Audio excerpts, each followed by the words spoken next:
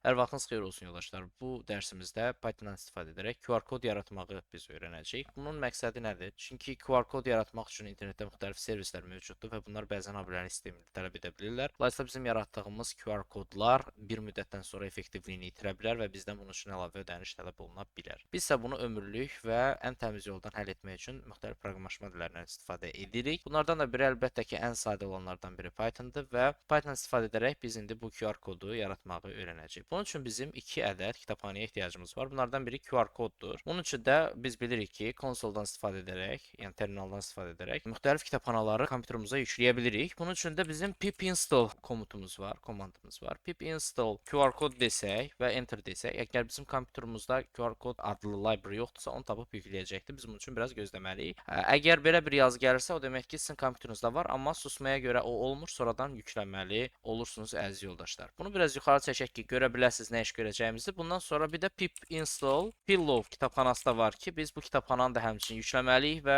bu kitabxanaların hər ikisi varsa bizim kompüterdə və yaxud da yükləndikdən sonra artıq öz kodlarımızı yaza bilərik. Gəlirəm indi bu hissəyə. Bu hissədən isə mən istəyirəm qeyd edim ki, biz hansı kodları yazacağıq. Birinci import deyərəm, daha sonra QR kod yazaram, else QR deyərəm. Bu nə iş görəcək? Yəni QR kod adlı kitabxananı QR kimi yadda saxlayacaqdır. Daha sonra my QR kod desək, bərabər eləməliyik təbii ki bunu. QR.make, daha sonra mötərizə açaram və mötərizənin içərisinə 2 ədəd dırnaq işarəsini əlavə edərəm. Ardınca buradan mən öz linkimi yerləşdirərəm. Bundan sonra isə my QR kod deyərəm və .save deyərəm. Bunun içərisinə artıq faylımın adını yazacağam. My QR code.png dediyim zaman enter deyərəm və daha sonra isə mən artıq bu hissədə gördüyünüz kimi sizə göstərmək üçün deyirəm. Bu hissədəki butonu tıkladığımız zaman burada o şəkil açılacaqdır. Bu şəkilə mən tıkladığım zaman isə həmin QR kodu görə bilirəm əziz yoldaşlar. Baxın, burada həmin QR kodu mən görə bilirəm və bunu böyütdükcə də keyfiyyəti itməyəcək həmçinin. Bu çox gözəl bir funksiyadır və mən bunu sağ klik edib, kopya edib istədiyim yerdə də həmçinin istifadə edə bilirəm.